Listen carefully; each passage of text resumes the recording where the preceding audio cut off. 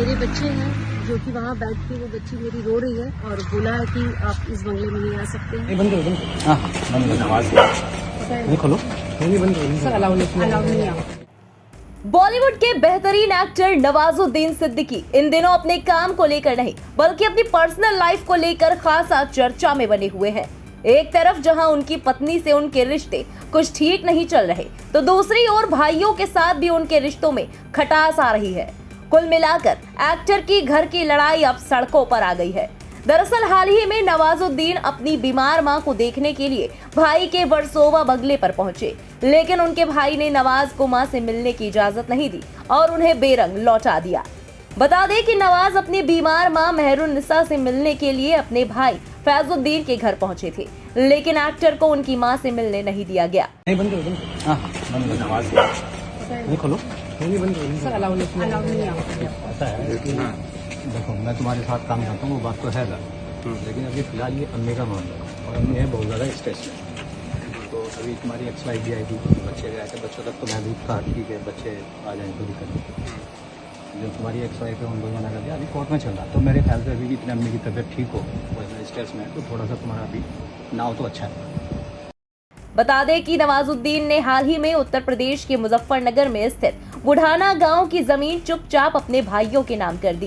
Actor ने अपने हिस्से की पैतृक संपत्ति की पावर ऑफ अटॉर्नी एक भाई के नाम की है। इसके अलावा संपत्ति की वसीयत भी 3 भाइयों के नाम कर दी।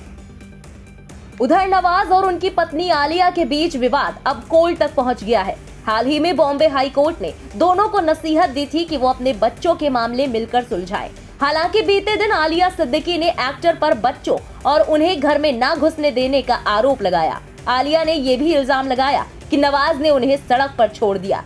उनके पास केवल 81 रुपए है, वो इसके लिए नवाजुद्दीन को कभी माफ नहीं करेंगी।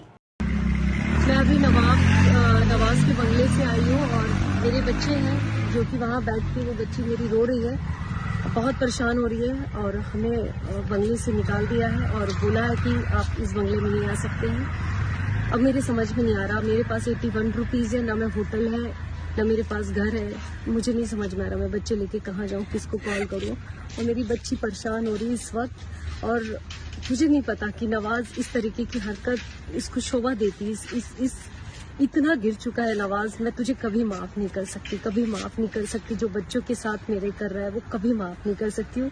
और मेरी बच्ची की जो हालत हो रही है, जिस तरीके की मेरे 2 बच्चे की हालत हो रही है, वो सब आपको दिखाना चाहती हूँ कि नवाज ने रात के मुझे इस वक्त 11:30 बजे 12 बज रहे और इस तरीके की रोड में खड़ा करके रखा हुआ है। मेरे कुछ समझ में नहीं आ रहा मैं किधर जाऊँ इस वक्त अपने बच्चे लेके। फिलहाल नवाज की जिंदगी में चल रही परेशानियां कब और कहां जाकर खत्म होती है, ये तो आने वाला वक्त ही बताएगा। फिलहाल इस खबर के बारे में आपका क्या कहना है, कमेंट सेक्शन में लिखकर जरूर बताएं। देश और दुनिया की बाकी बड़ी और अहम खबरों के लिए सब्सक्राइब करें इंडिया पब्लिक खबर के यूट्यूब चैनल को और बेल आइकन दबाएं ताकि चैनल से जुड़ी सारी लेटेस्ट अपडेट्स आप तक वक्त से पहुंच पाए।